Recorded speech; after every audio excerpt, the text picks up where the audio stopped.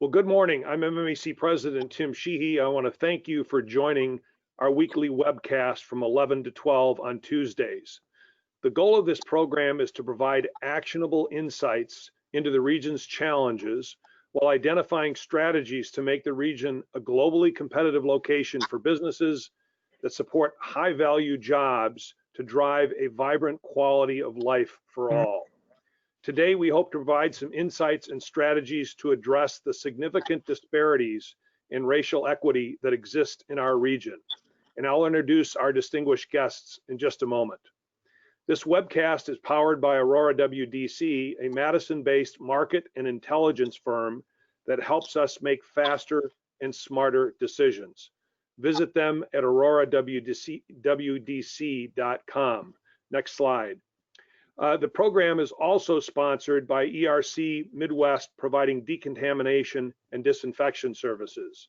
As we open and welcome back employees and customers, here's some advice from ERC President Mike Malatesta. First, have a who plan. For example, who will you call if you need help with contamination? 2, know what it takes to kill COVID-19. Be knowledgeable of CDC and EPA guidelines. 3, get what you pay for. Be aware of the deliverables in the service. And 4, demand proof. Get a COVID-19 disinfection certificate. And 5th, pay the right price to have it done properly and no more. ERC Midwest has a COVID-19 disinfection certificate and discount for MMAC members. Go to ercmidwest.com/MMAC. Next slide.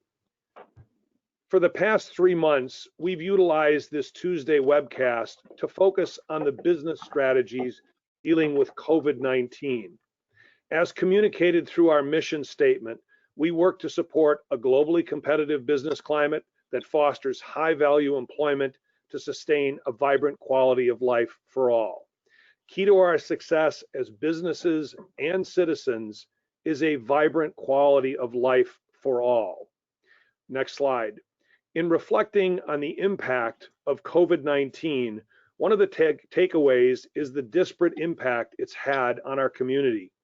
African Americans make up 27% of Milwaukee County's population, but accounted for 44% of the COVID-19 deaths. Then, over this past weekend, the unjust treatment of George Floyd at the hands of a Minneapolis police officer brought citizens out in Milwaukee and other communities to peacefully demonstrate the inequities that persist in too many communities. Next slide. These actions, the peaceful ones, have again galvanized the community conversation over race, equity, and disparity. And while these civil actions are genuinely and appropriately emotional, they are built on a set of persistent and disturbing facts that are prevalent here in the Metro Milwaukee area. Next slide. As one snapshot, I want to share the data that MMAC pulled together last year in response to a survey we did with our board that identified racial disparity as the biggest challenge facing the region. Next slide.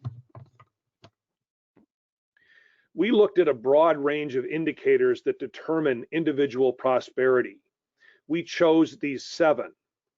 We then identified 20 peer regions and compared white, African American, and Hispanic populations against their peers in these 20 regions, looking at poverty rate, owner-occupied housing, bachelor's degrees, unemployment. You can see the 7 indicators there. We ranked each region. So for example, using the poverty rate as an indicator, each region was ranked from 1st to 21st on its poverty rate by race.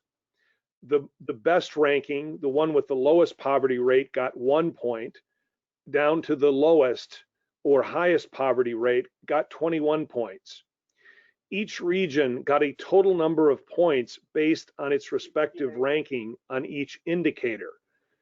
The best a region could do would be 7, which would be a first or best rank in each of the 7 indicators, and the worst a region could do is rank last or 21st in each indicator, for a total of 147, or 7 times 21. You can see on the right-hand side of each of the columns the total score for each community and its overall ranking.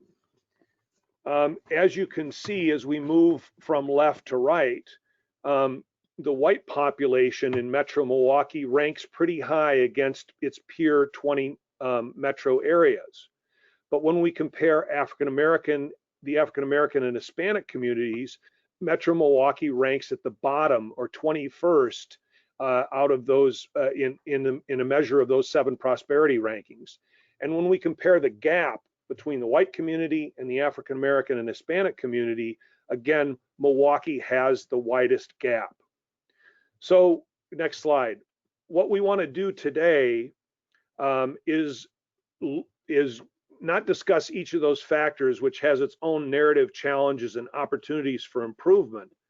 But we want to use today to talk with several community and business leaders, not just about what they've experienced through the last couple nights of demonstrations, but what steps we can take to close the gap in prosperity. So let me bring our guests in to talk about the systemic challenges, what actions they see Milwaukee could be taking, and to talk about their own experiences. So joining me today are Nicole Robbins, the Executive Director of the Martin Luther King Economic Development Corporation, Clifton Phelps, Vice President of JCP Construction, and Kevin Newell, President and CEO of Royal Capital Group. So Nicole, Clifton, and Kevin, thank you very much for taking time to join us today.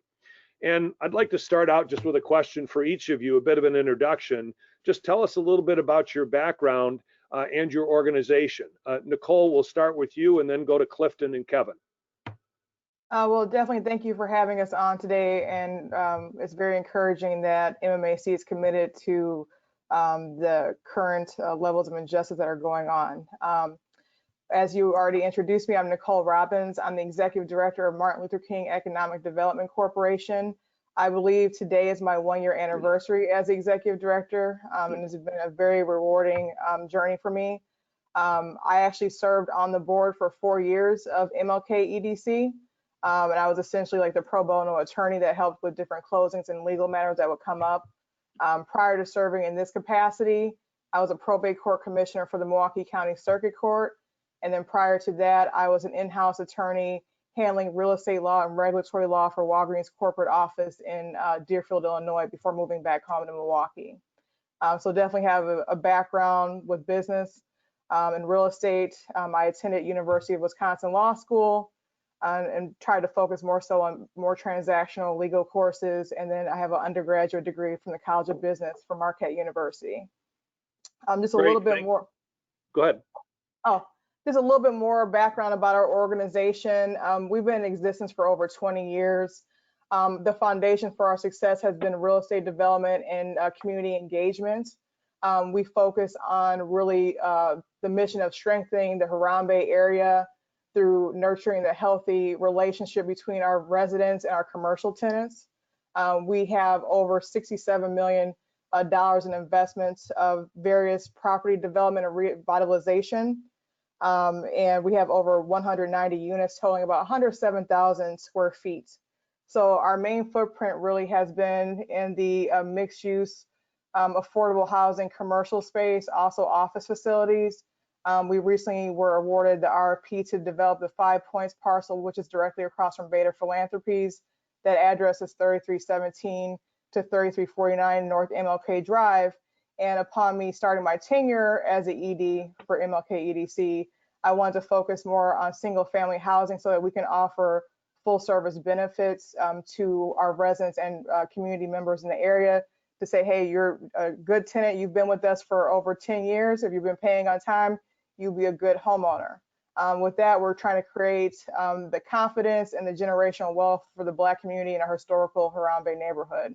So we continue to try to build that confidence right now with our residents and also our commercial tenants, and to continue to foster a social and cultural connectivity as well with the area. Great, thank you very much, Nicole. Clifton.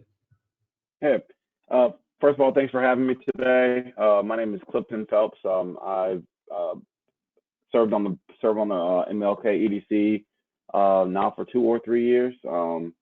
I work on the real estate committee to help further the cause that Nicole just talked about in the community. I am from the Harambe community, so being on the board such as this and such a thriving King Drive as we have, I thought was a no-brainer. In terms of my full-time job, I'm one of the owners of JCB Construction here in Milwaukee, who also headquarters on King Drive. And obviously we are a commercial real estate construction company. It's owned by me and my 2 brothers, James and Jalen Phelps. Yeah, I think that's it. I didn't have too much of a long introduction. That's great. Kevin. Folks, Kevin Newell, Royal Capital. Sorry about the fact that you guys can't see this pretty face that you're probably looking forward to, but I'm having technical difficulties, so I can't see you guys. Yeah, quick background on myself. You know, I'm what they would call a classic Milwaukee kid. I went to MPS, stayed local. Went to University of Wisconsin Whitewater for B school. Came back, did the program at Marquette, the ACRE program, and then spent some time in the public sector for WIDA. Then left WIDA after about 3.5 years, practicing inside of their finance division to go on to create Royal Capital Group. Royal Capital, as you all may know, is a real estate development firm. We focus on the urban core and finding ways that we can be a solution. Great, thanks very much, and appreciate you joining us, Kevin. I kind of wanted to start out just by asking kind of each of you if you'd be willing to share kind of your own reaction to the George Floyd incident and what it means to you in this community.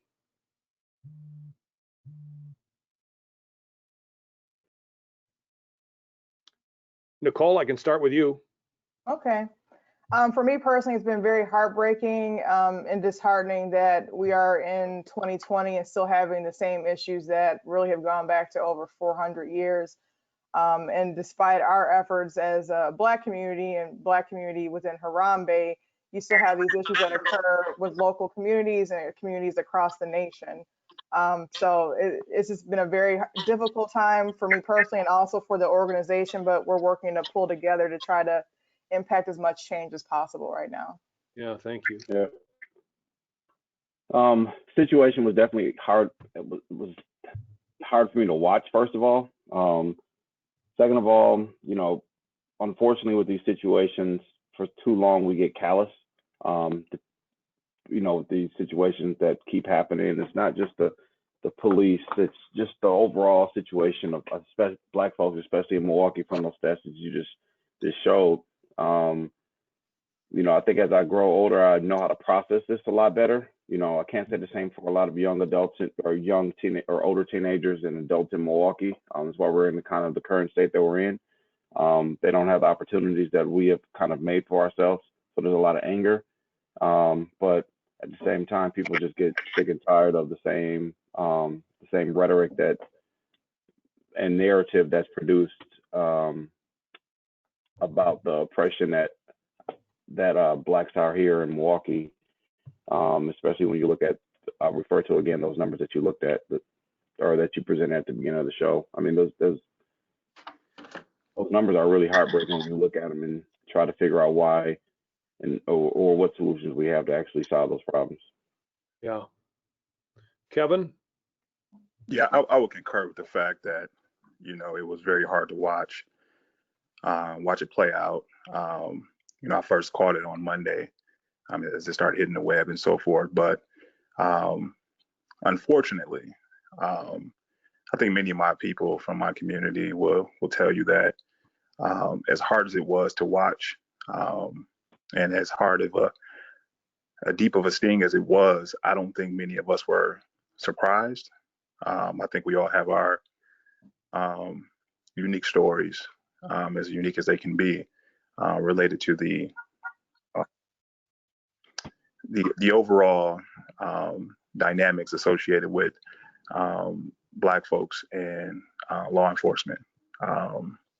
Candidly, I was speaking with some friends from multiple different cultures, let's say, and I was explaining to them that before I turned 18 years old, I can recall 3 separate occasions where not only was law enforcement drawing weapons on me, but the actual barrel of a pistol touching my body happened 3 times before I was the age of 18.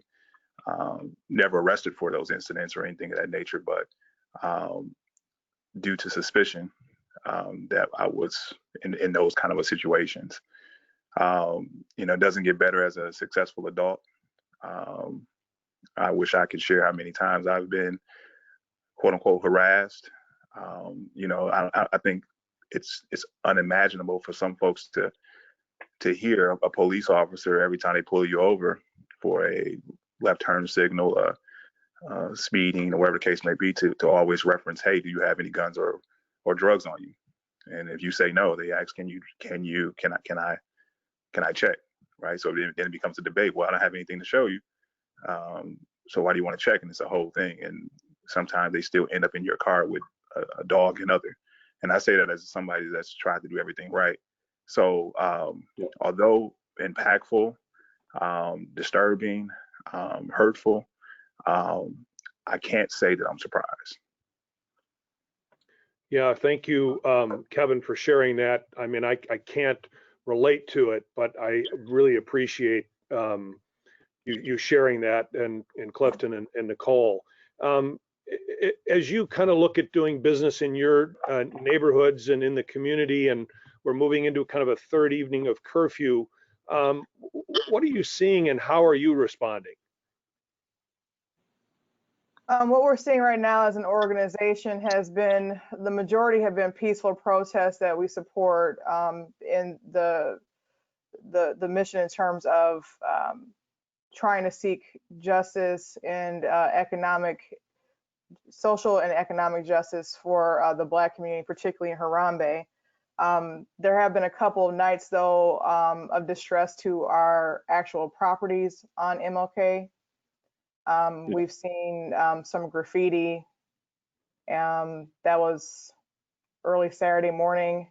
And then Sunday evening, we had some windows that were blown out of our art gallery. So very disheartening to deal with. How we've been responding has been really with the support of Alderwoman Coggs in the city of Milwaukee, helping us to expedite graffiti removal. Yesterday, the city of Milwaukee DPW was a tremendous help with being responsive and offering preventative boarding for the remainder of our first level storefront, so to speak, level commercial spaces, and really engaging with our property management group to provide security for our buildings. In addition to that, we developed signage for the area to show that we are a locally Black owned organization that supports the justice for Mr. Floyd, and those signage which was developed through our graphic designer InPower LLC has now been distributed to many of the businesses, or at least available to the businesses along MLK Drive. Okay. So Friday, I decided to take my 22-year-old to a protest on King Drive in MLK, and that quickly elevated to what we saw on the news, the looting of the Walgreens. But what I want to point out in terms of response is the response that the actual community has done the following days for cleanup. I was talking to Alderwoman Coggs, who, by the way, has done a great job being there for the district and the area. And I think it was north of over 3,000 people that were volunteer. If you were anywhere close in the city yesterday, all you saw was garbage pails, people picking up litter. The city of Milwaukee had a decent response of getting, to Nicole's point, of getting that graffiti out there. But it's the tale of two cities. You have the protest, you have the riot, you have the cleanup. So luckily last night didn't get as bad as the other nights or the night before did. But yeah, it's kind of strange times, especially coming out of COVID-19. Yeah. Kevin, anything you wanted to add to that? I echo those sentiments. I'm very proud of the leadership. Nicole has done an outstanding job of being proactive as she can be with, trying to get ahead of some of this, but also having to be reactive, which is a task in itself. The alder person has done an outstanding job of, putting her face out there and being a leader. So we're very proud of that. I think from a community side, as bad as it sounds, this narrative really got spun out and became, more so about the violence and the riots and so forth. And a lot of these folks are really just trying to peacefully protest and bring attention to this challenge that we're all faced with right now. But what made me the most proud was, being able to wake up, after the aftermath and being able to drive through the neighborhood and stop and talk to folks and watch all the people, walking around with garbage bags trying to clean things up. So the ownership that was taken by the neighborhood and the city overall, was very, that was powerful for me to see. Yep. Yeah, a lot of the peaceful demonstrations that have been going on have been encouraging people to walk with the demonstrators. And so if you're going to, people are going to walk with the demonstrators, what kind of conversation, and I know we just don't want to talk about things, we want to get to actions, but what kind of conversation should Milwaukee be having? I think a conversation about opportunity, how do we retain, I'm not sure, one of the things that I'm gonna keep referring to that slide doesn't point out is the low retention rate that black professionals here in Milwaukee, right? And because of the lack of opportunity, me, Kevin, and Nicole shouldn't be the only 3 people on this call. It should be flooded with people, but we have such a great flight out of here as black professionals. I was almost on that train twice. So we need to be talking about how to get opportunities so people can see hope, see experience, and know better and do better. I would echo Clifton's sentiments. I mean, I was a person that felt the need as a newly licensed attorney that I was not provided with enough opportunity to practice in my own hometown. So that's when I went to Chicago, and I felt like I was accepted with open arms by a Fortune 40 company and was there for 5 years handling real estate and regulatory law issues. So definitely echo the sentiment of providing that opportunity. But I think in order to provide that opportunity, you have to meet people where they are and figure out where that pain, where that trauma, where those barriers are created. What are those things? How can you relate as a human being and have empathy for that so you can address those issues to move forward to then build that bridge to provide that kind of opportunity? How can you provide resources to these community organizations that are actually servicing the neighborhood? So maybe you don't feel like you're capable of doing that yourself, but maybe directly provide funding for these community organizations that are doing the work. Yeah, and I echo some of that too. I think that, as much as we try to ignore the statistics associated with the quality of life for African Americans here, we've consistently ranked as the worst place for African Americans to live in the nation. We have one of the most distressed zip codes in the nation. That doesn't come about through one task being addressed. It's kind of a comprehensive effort that we kind of got to get back to, and that's education. So if our school systems are not performing at the highest level, it's 2 things with that. One is our children are not being educated to the level that they should be in order for them to compete well in this this global economy. Secondly, if I'm a parent of means and I have the ability to secure employment opportunities in Milwaukee or another progressive city, education is a top priority. So it cuts both ways. When you start talking about opportunities beyond that, it just becomes compounding. It becomes a compounding challenge. But I do like the direction that we're going. Even with the partnership with the Greater Milwaukee Foundation and the medical college, coming together with Royal Capital to highlight and amplify the challenges, the social determinants and health disparities, and finding ways that we can collaboratively come together to get out in front of it as best we can. Now, it won't be a one-team thing, a two-team thing, or a three-team thing. It's going to take the whole entire city to get, this boulder up the hill. But I am optimistic about the direction, I would say, more than I ever have been. Yeah, that's good to hear. So Clifton and Kevin, let me ask you a question. You're both business leaders, you're both business owners. What is it that you feel that you can do, and what do you feel like your peers, other business leaders and business owners, can and should be doing? Well, I think what we will continue to do is keep our workforce that we have from the city of Milwaukee.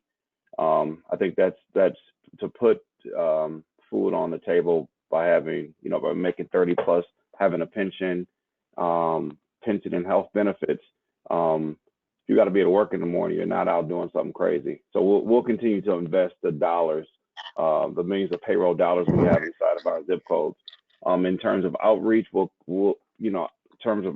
think I speak for me and my brothers, will continue to serve on boards like MLK EDC to consistently make things better in these areas, and to continue to fight to make sure, or to help do our part to combat the issues that are going on. Because regardless, once all the dust settles, once we start opening back up the city, we're still going to have the same exact problems. The only problem is now we have a deeper hole to dig out because of the rioting, because of the anger, and just because of being pent up because of the unemployment, and because of being pent up in the last 3 or 4 months inside the house.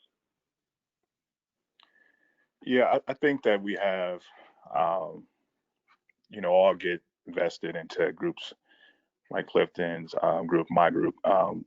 One rule of thumb that I kind of lean with is we all have to support Black entrepreneurship. And I don't mean that from a simple standpoint of, hey, you want to help this individual leader, realize his dreams. It's much more that goes to the fact that Blacks hire Blacks. And I think they proportionally hire each other at a higher rate than any other group would. That comes back to culture, comfort, understanding, and things of that nature. And we're probably a little bit more comfortable, I would say, taking risks and chances on individuals from our background. We also become great mentors and everything of that nature. So I think that we got to find a way to continue to invest into these small businesses so they can continue to, one, employ, continue to develop, continue to train, but also to inspire. Because something about this city is that we lack inspiration in our particular community. It's called the Black community. There's not a lot of Kevin Newells or Cliftons or Nicoles running around, or if they are running around, we're almost exhausted because we're trying to be in too many places at one time, trying to service the role of, 100 people with a team of 5. So at bottom line is I think we got to get vested into creating, developing, and investing in the longevity of Black businesses. I'm going to ask Nicole one more question, and then we're going to go to questions from the audience. We've got a lot of them. So if you've got questions, keep submitting them, and we'll get our group here to answer them. So Nicole, the question I have for you before we kind of go to the audience questions are, from your perspective, what's working in Milwaukee? I think right now what's working in Milwaukee is the dialogue. I think people are more open to have that discussion that's hard really on all sides for really any demographic to actually address previous pains and disenfranchisements. So I think having that dialogue allows for connectivity with other people who may not look like you, may not come from the same background as you. And I think there are enough organizations right now that are looking to collaborate to resolve some of these institutional and systematic issues. Good. Chris, let's bring some of the questions in from the audience. Great, thank you, and keep those questions coming in. First question, probably for Nicole, but I'd love to hear from everybody on it. What is your greatest hope for MLK Drive and Harambe? My greatest hope for MLK Drive and Harambe is that we continue to strengthen and scale up to provide a confident platform for all the residents and all the business owners that take the risk of locating on MLK Drive, who probably have some of the highest insurance rates to be on MLK, to really foster the original character and confidence that we had from 20, 30 years prior, coming out of riots from 1967 and 68 and how we are rebuilding it now to this new renaissance and keeping that momentum going. Yep. Clifton and Kevin, if you have a perspective on that, we'd love to hear from you. Yeah, I want to make it the best King Drive in the nation, or at least the top 5. You know, we're still recovering, or we are. So, fun fact here: between North Avenue and Walnut, you know, I would say there's around 44, last I count, Black businesses. You know, just in this short period of time, just in that short area. So, we want to keep that going and make sure those businesses are there, and not only they're able to evolve and grow. I think that's important, you know, to be able to go to one place of town, one particular area, and see that many Black businesses to support recycling the Black dollar, keeping everything moving, is my overall vision for King Drive. So. Yeah, I was thinking that same vein of making sure that, you know, one, we maintain a culture of, you know, what King Drive has been about, what it continues to be, Black businesses, you know, the themes associated with art and music and other, making sure that that's all tied in is something that I hope will be maintained and continue to be developed. And it becomes a place that is, I'm gonna use this word generically, but it's thriving. It's in a position where its future is bright. That has an opportunity for all to participate and become a place of convening for, you know, folks to come and grab a bite to eat and feel comfortable. Folks that obviously have employment and do commerce. So just a destination space is what I would like to see it become or maintain itself as. Yeah, and Kevin's helping out with the well, not helping out, he is with your development, Kevin. You know, if you could speak to it a little bit for the people that don't know what's coming on King Drive to help just improve it overall, which I think is an asset. Yeah, I got some incredible partners at the medical college with John Raymond and Greg Wesley and Ellen Gilligan and Ken Robertson and Catherine Dunn. I mean, we got some tremendous partners over there who are incredibly committed to ensuring the quality of life is improved for you know, Northside Milwaukee, let's say. This project that we're embarking on is a acquisition of the former Gibbles Schuster's building, 400,000 square foot Boheme that's been in the neighborhood and underutilized for some time. But what they're doing is the medical colleges bringing some of their core centers and institutes that are both on campus and off campus and centralizing them here. Most of these groups focus on the social determinants of health and are front facing to the community. The Greater Milwaukee Foundation is committed to moving their full headquarters from their current location to this new location. On top of that, we got a very, very comprehensive engagement plan that we've activated for the better part of a year now, and that's going to continue for the life of our partnership. And the overall idea is to create an opportunity for us to collaborate, but also be highly informed but from the community. And so we have a designated front door is what we'll call it for now, where the community front door is the entire first floor of the real estate, and it's going to potentially include things like convening space for small and large groups, become an opportunity for food incubation and creation as well. Looking at some opportunities with ECE, early childhood education, which is a major social determinant right now. Health and wellness, looking at partnership opportunities there. So we're overall committed to making sure that we can do our part in moving the needle on the social determinants. And as we know, the social determinants can go from everything from food access to housing access to now racism, and the impact that racism has on the quality of life for the most marginalized communities.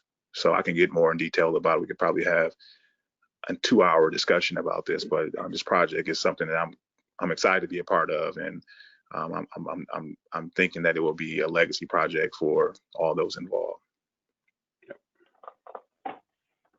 Great, thank you, everybody. We also had a question about the Milwaukee public school system and how the education during the pandemic has maybe not been at the level that some other school districts have been at. Are you concerned, all three of you, about that and how it might widen disparities that already exist?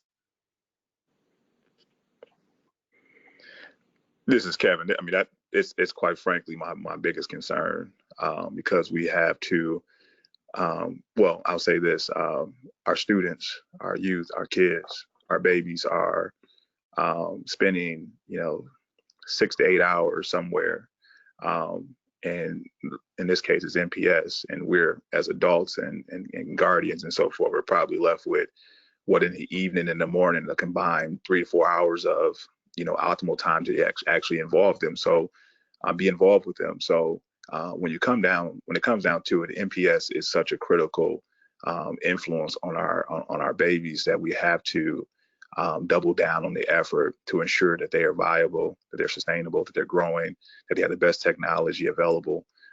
Because if we don't, nothing I can do, nothing we can do as individuals, or even as parents, that will be able to overcome the challenges that will come about from a poor education. Yep. Yeah. Kids definitely need to be in school. The kids definitely need to be to school to learn. This is, to your point, or to the question, this is definitely going to widen the gap. And, I know it's hard. It's even hard on parents. My wife used to be a teacher, and, we're going, almost into the third month now. And I know it's a task. It's a daunting task. So, we both have to kind of tag team and make sure that our son is making sure that he's doing his work. So, I mean, there's parents that don't have the access, don't have the Wi-Fi, that you can get the laptop, but if you don't have the Wi-Fi, or don't have the access, or someone that's watching over these last, 3 months, that gap is definitely going to not only widen, but, it's going to get larger and larger, because next year, school year, we don't know if that's going to happen, but it has the potential to be a real serious impact here in the city. I was definitely concerned about the achievement gap prior to COVID, and even more so now, while we're still in the middle of a pandemic, and now in the middle of, this really shaky ground with our city. And it hasn't helped that it has really amplified the digital divide that occurs within a lot of students' households. So I hope that, come time in the fall, like some supplementary or additional kind of resources will be considered, because that also adds to the disparity of having a digital divide. You're not having access to the internet, not only during quarantine time, but you should be able to have really access to the internet even while you're in school, as a supplementary way to close that achievement gap. Yeah. Thanks all. We had a lot of questions about how white people and white-owned businesses can support the Black community. And I think that question comes from a really good place, but I also recognize that asking that question itself may represent a burden. Can you talk about that a little bit? Yeah. Who is that to? Anyone? Yeah, any of the three. Yeah, I would say,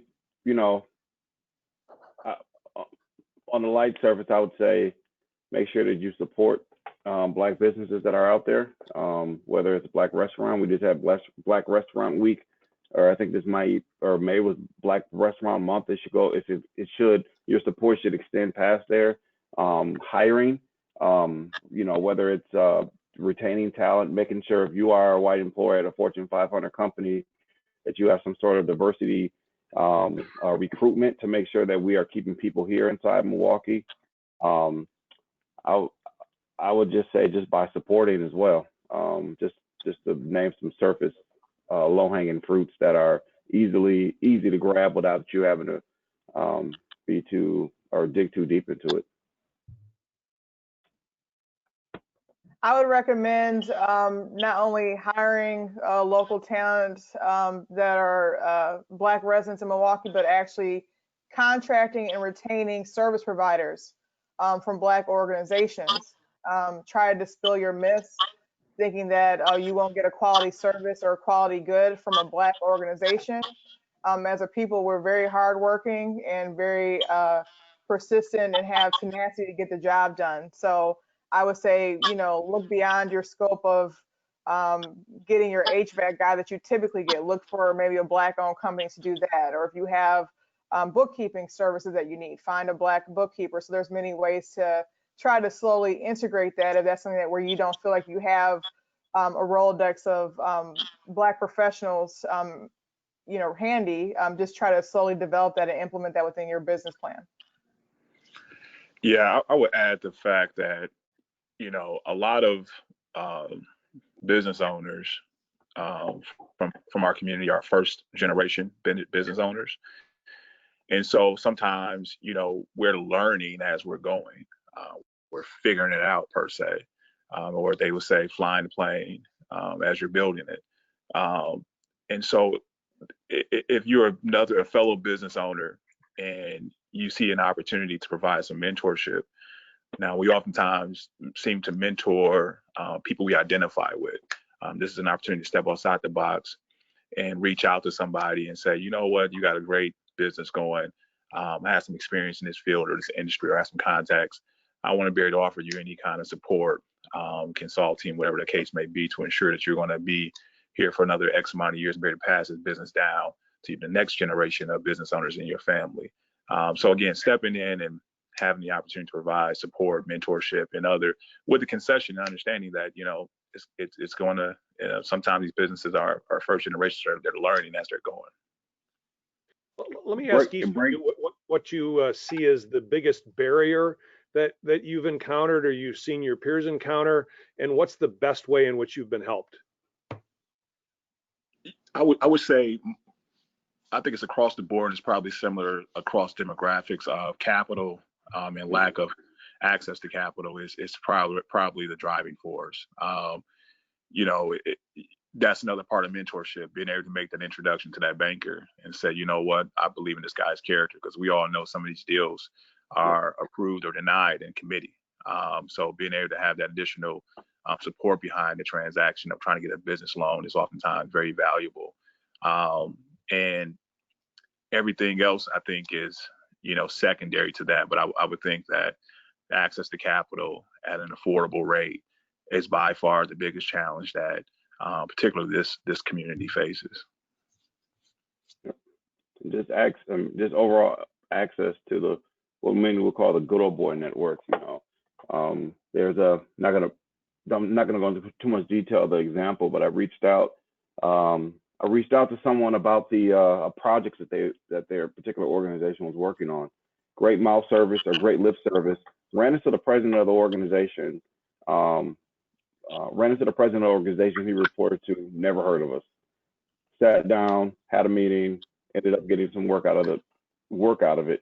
But it's that network, whether you're in construction, whether you're in accounting, whether you're a lawyer, whether you're a shop owner, just that network to get into so that you can increase your customer base. There's a lot of deals that are done in Milwaukee when we're not at the table. We see a lot of these. Well, let me digress. There are a lot of meetings that don't have us at the table for us to influence the decisions that's happening in the room that could be beneficial to diversifying Milwaukee. Good. Nicole? I would say there's barriers in terms of proper access to inclusion. I think there's a lot of diversity efforts that have occurred, particularly Milwaukee being, still titled the most segregated city in the country, but it's not enough to keep people there, whether they be in terms of keeping that talent on so they can actually build generational wealth for their family, or prospering as a business owner. So there needs to be more inclusion opportunities, and to Clifton's point, having that seat at the table to where their feedback is actually going to be well received, and people can receive their marching orders from that. Also, to Kevin's point about accessing to funding, I think that's like one of the biggest hurdles to have as well. So people typically will lend to others that look like themselves, and then if you maybe come across someone from a minority group in Milwaukee, you might have to jump through 12 different hoops, and that one person had to jump through 0.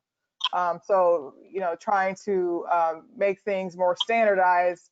And if that's not possible because of bias, offering that same kind of opportunity that you would to someone that looks like yourself. Yep. And hey, I know while we're having this conversation, everything is connected. Or the things that are happening on King Drive, and King Drive being so close to downtown, everyone's wondering how they can help. Because at the end of the day, what if this thing spreads downtown, or what if this? How do we help this so in the future that there's no unrest?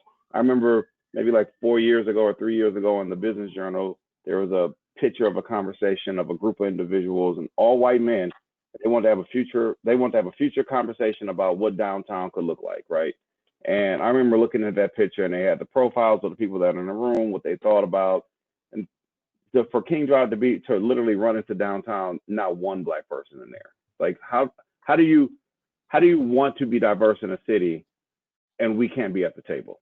You know, how do you not have our voice at the table to kind of figure out how we can make Milwaukee, one, diverse, and a better and safer place for everyone to live. I think people have to understand that there has to be a diverse group of people to look at a strategic plan to figure out how Milwaukee can get better. And not having this conversation and never having it again. Yep, really good point.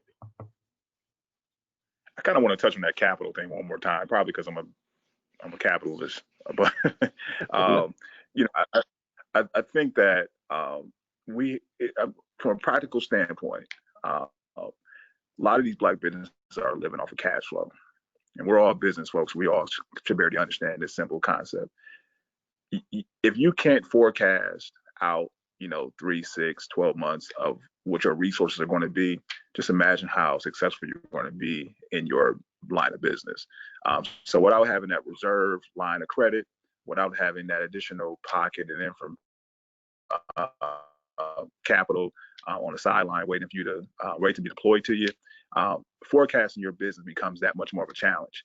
The challenge is we don't have those relationships oftentimes in our just generally speaking in the small business black community, i.e. Exhibit A, the PPP program. Yep. Those dollars the first round was committed to be deployed per se within the first 72 hours.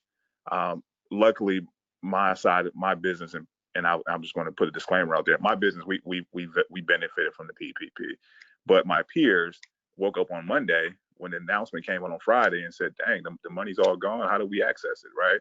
So it's just a big divide, larger than other communities here in the city of Milwaukee when it comes down to the lending and at-risk capital side in the black small businesses. Yeah. Chris, next question. Yeah, first off, we heard from Amy Linder at the United Way, and she is working on a tech equity project to help kids who maybe don't have access to technology during this time of COVID. So she offered to anybody who's interested can reach out to her. Second, Tim, I wonder if you wanted to briefly describe the Region of Choice initiative that we launched back in September in terms of hiring.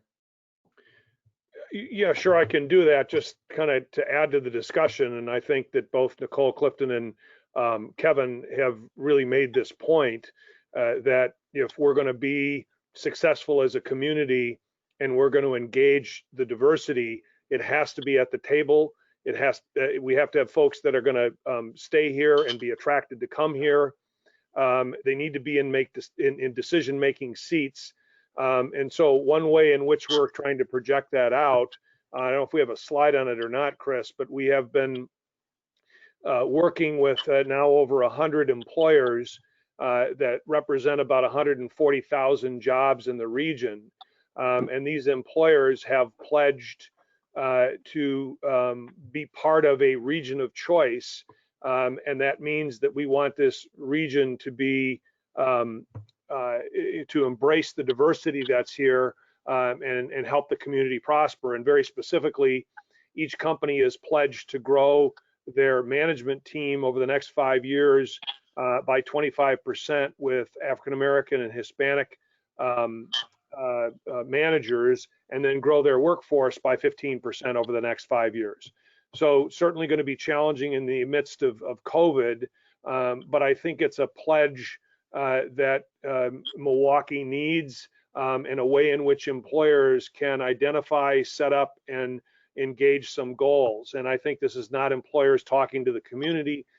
These employers are reaching out and need to reach out to find best and better ways to do that. Again, if this region is going to prosper, if it's going to be sustainable, then we have to find a way to actually improve the numbers that were on that first slide. And we think this is one way in which employers can come together to recruit, retain, develop, mentor, and grow their diverse workforces. And that will also help our communities. So I don't know if Nicole, Clifton, or Kevin have thoughts on this. It's in its early stages, but I think we as a business community need to be transparent and share what's happening and what we need to do to take these steps. Yeah, I think it's a tremendous effort. The goals are finite, and I guess we'll find out if they're tangible or not. But yes. I like the direction, I like the commitment, and that's oftentimes the first step towards progress. So that gets me excited that commitment is on the board for those X amount of companies. It's very good to see that best practices are being shared with companies to drive more of the inclusion efforts. I think a lot of times when you have some of these efforts, whether they be locally or nationally, you'll get the buy-in from the CEOs. But the problem will be when you get to middle management or lower management, and that's where there's like a bottleneck and where the disparities still occur. So I think as long as, those best practices are being shared and trickle down to the levels that are actually hiring, I think this would be a great plan. Good. Thank you. So we had a question earlier about what white people and white businesses can do to support Black-owned businesses. We also have a question about what white people and white businesses can do to dismantle systemic racism. And I know we're not going to get that answered in 8 minutes, but if you have any thoughts that would help people out, we'd love to hear from you. I'll say this. I probably, racism is something that honestly every generation of Black person has lived with, and associated oppression. And quite frankly, myself, Clifton, Nicole, for the rest of our natural lives, we'll probably be dealing with racism, right? So I don't want to be the overly optimistic person on this one, but I do think that some of this starts with a conversation, and having that conversation, I'll give an example, kind of leads to better understanding of who we are as Black people. So a business executive of mine, I'm a business executive in the industry, C-suite person called me up yesterday and he said, I had a question. I was talking to my daughter and I was watching the news with her, and I'm watching the non-peaceful protests happen where folks are looting and all that kind of stuff, and with no particular person in mind, he just looked at the screen and said, that now they're acting like a bunch of thugs, right? So it's a mixed bag of folks he probably looking on the screen because the looters were from all kinds of demographics. But his daughter stopped him in his tracks and said, "Hey, you can't say that." And he was like, "What do you mean? I mean, it's not because anybody's Black, white, whatever the case may be. I'm seeing action. I'm calling them thug." And he called me up and he said, "Do you think I was wrong?" The fact that he called me up and said, "This is what happened. This is what was said. This is what the context I put it out there. Give me your perspective." And I gave my perspective. And I said, "Hey, I think that I understand you I know you as a friend in the business. So I understand your intentions were not that, but the context, your daughter is correct, right? It's a lot more sensitive of a word in today's culture than you ever would imagine." So I'm leading with the fact that we have to get comfortable asking stupid questions. We have to get comfortable talking with one another. We have to get comfortable engaging one another. Milwaukee is the most segregated city in the state, and I think top 5 in the nation. And that has gotten us very comfortable without talking to each other and talking around the issue. So I don't want to oversimplify it, but I would like for the white community, let's say, to further engage in this dialogue and ask those quote unquote stupid questions. Agreed. Agreed. You can learn nothing unless you talk to someone. And I mean, that's with anyone, you know, and I think those conversations definitely have to happen. This is a good example, Kevin. I think you also need to align your position of power to influence trying to dismantle injustice. I think there's a lot of people who may not know about things and need to have these conversations. And I think a lot of people actually know better, but don't speak up.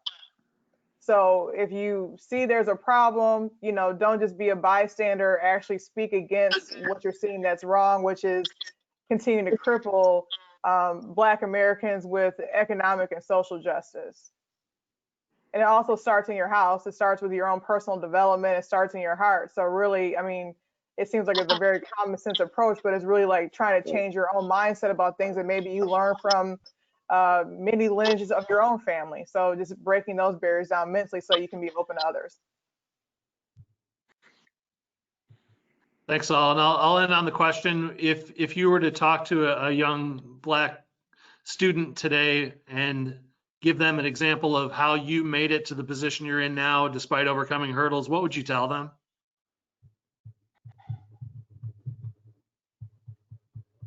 I would say keep pushing. You're going to have so many closed doors in your life before you even hit 30. You're going to have people that, you know, call you out of your name. You're going to have people that may even bring you on, but you might be considered like the token. And once you actually get into the role, they make it very uncomfortable for you to stay in that position. I mean, I've been in many different work environments that have been like that, to where I excelled at the job itself, but the environment was actually very oppressive. So despite dealing with that, and to Kevin's point, there's been generations before us and will be after us within our families that will continue to deal with this, but just keep pushing and persevering and create that legacy for yourself and for your family. Keep your confidence and know that, you know, what these people are stereotyping you as is not who you really are, and it's not what you're called to be. Right. Keep working, work twice as hard as your counterparts that are around you when you're in those situations, and keep pushing, make friends. Don't isolate. Yeah, I agree with that make friends component. You know, all that what Nicole said, I'll add that on top of all of that, you know, plan, but don't overthink. When I started my company, I was 25, about to turn 26. I had a very secure position. I was the youngest person in my role in the history of the organization, the first African American. I was in charge of a lot of dollars, let's say. But I left because I had an entrepreneur spirit that was dying away, and I left with a plan, but I didn't overthink it. And sometimes you just got to go. So remain confident, trust in yourself in that process, press forward, plan, but don't overthink, because you'll scare yourself out of it. This is some scary stuff. So, I mean, success can be scary. It can be very discouraging. So don't scare yourself out of success. Great. Well, Nicole, Clifton, and Kevin, thank you very much for the conversation, for the insights, for sharing, and for pointing us in a direction that we can go to improve this community, so we have better prosperity for everyone in the community. I really do appreciate you taking the time. I know you're all busy. There's a lot going on, so I really thank you for sharing what you brought to the program today. And I hope you all have a good rest of the day. And we'll be back next Tuesday with another edition, and keep working to push Milwaukee forward and make sure that includes everyone. Thank you. Thank you. Thanks, Tim. Thank you.